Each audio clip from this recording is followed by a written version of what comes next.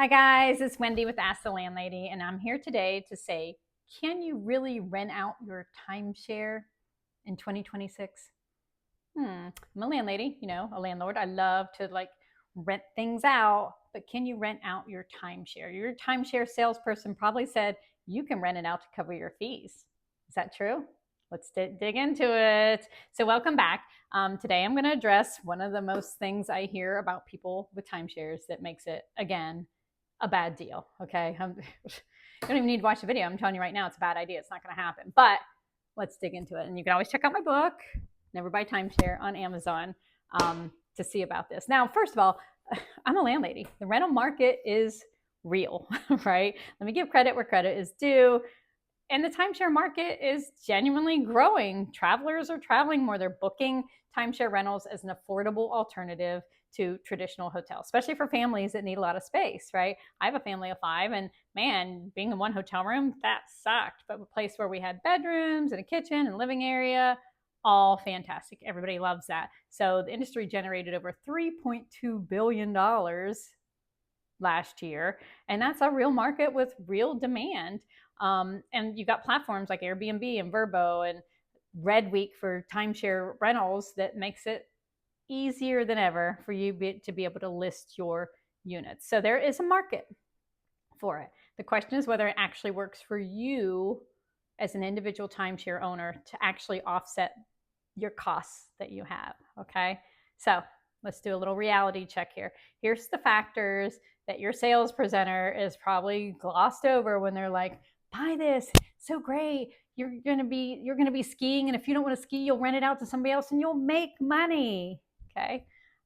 Factor number 1, sometimes there's resort restrictions. Remember, those salespeople can lie to you. They can say whatever they want. If it's not in the contract and written down, honey, it does not exist. So be careful with that. A lot of timeshare contracts have specific restrictions on these type of rentals. Some require you to rent only through the resort's own system, right? And that might be at a price that they dictate. And some of them don't let you do it at all. So you have to read your contract very carefully. Some of them, if you switch a name to another name, there's a fee for that. You've got to account for that in that rental price, right? If not, $200 down the drain that you weren't accounting for right from the bat. So you got to read that contract and know what those restrictions are. Number 2, competition. That salesperson didn't say that you were the only person trying to rent in that market, right? You're not the only person trying to rent out your condo. And you can see that. You can go on Red Week and see every week people with your same condo and what they're trying to rent it out for there. You're competing with not just other timeshare people, but every Airbnb VRBO person, every hotel in that area. You don't really have pricing power or competitive advantage in any market. Let me tell you that right now. Factor 3, your timing and availability. Most rentable periods are high season, peak season, your holidays, your summer weeks. If you don't own a desirable one, or you got that freaking point-based system where you have to call in, and you got a week in April and you can't use it. So you're like, well, I'll just sell it and make money. Well, let me tell you, nobody wants to go in April to the beach either. Their kids are all in school. They're busy. It's just not going to get you that rental price unless you have that great timing. Christmas week in a cabin in the mountains, okay, you might have some power there. Ski weekend in whatever, January in Aruba, yes, those things do. And you can shoot me in a comment if you have one of those, because there are some times, but I'm going to say for the majority of you, you're not going to hit that timing and availability window that's going to make this a good price for you. Factor 4 is management, because it is not passive income, just like being a landlady and landlord. It is work. You need to list it. You need to communicate. You need to manage the check-in logistics. Find out if you got to change the name, handle any issues. It's basically a part-time job, right? So are you ready for that over your vacation week? You really ready to delve into that? Probably not. You'd be better off taking the money that you were going to put into buying a timeshare, which is on average is $23,000, used as a down payment on a rental home in your community. Now we're talking some real money, okay?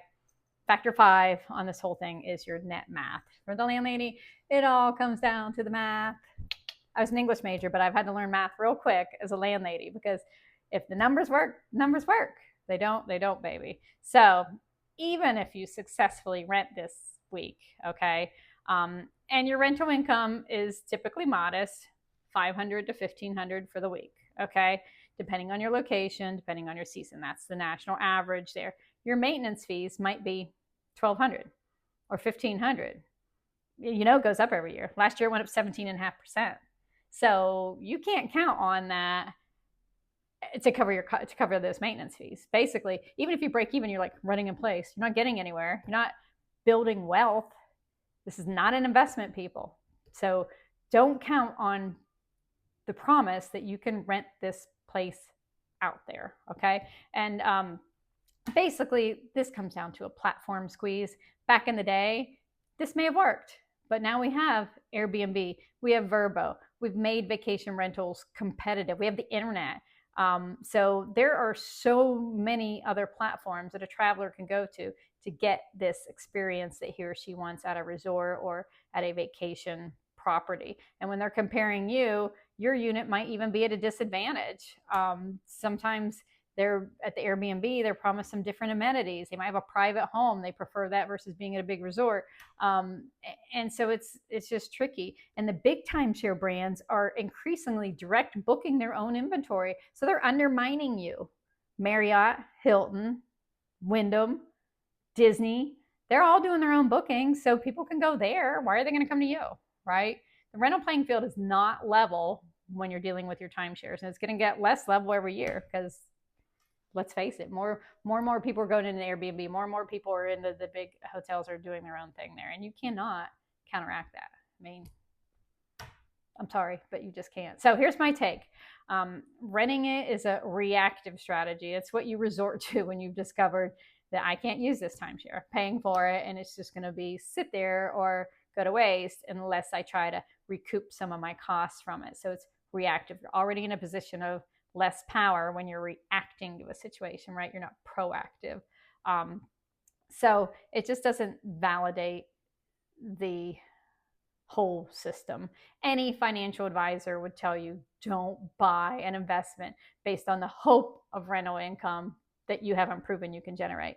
Okay, if it's not actually a rental that you know you can make money on, cash flow from day one, why would you do it? So if you're considering buying a timeshare thinking it's an investment property, no, that is not the way to get into rental real estate at all. You want to build real wealth?